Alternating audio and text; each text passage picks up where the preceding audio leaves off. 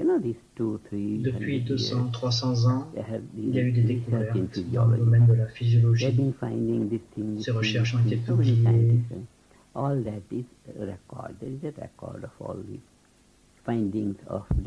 sont des recherches sur les différentes parties de la physiologie.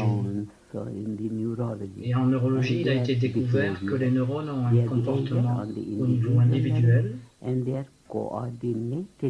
un comportement coordonné au niveau holistique.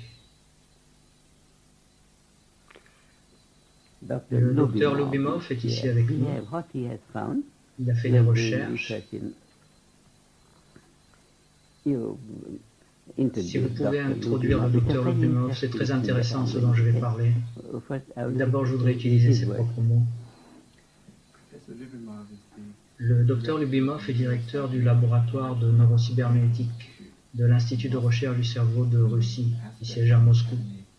Il est membre de l'Académie des sciences médicales de Russie. C'est un neurologue très réputé. Il a fait des recherches uniques montrant les effets de la technique de méditation transcendantale de Maharishi sur le cerveau humain. Ce que le docteur Lubimov a montré, c'est que la pratique de la méditation transcendantale permet un fonctionnement holistique du cerveau humain. Un fonctionnement holistique. Il y a un fonctionnement individuel de chaque neurone.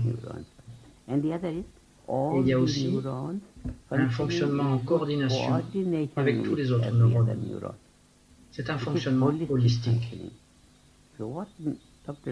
Ce que le docteur Lubimov a trouvé, c'est que grâce à la pratique de la méditation transcendantale, lorsque l'esprit perd sa structure individuelle et gagne une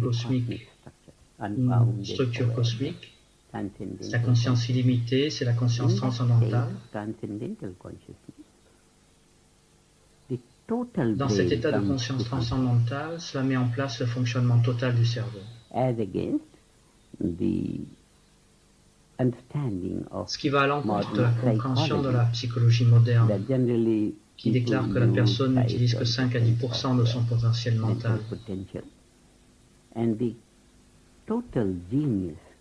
Si bien que le génie total reste inutilisé. Grâce à cette pratique qui consiste à atteindre cet état de conscience illimité, toute l'intelligence interne de la physiologie s'éveille et se met en accord avec toute la physiologie. C'est-à-dire que toute la personnalité devient éveillée.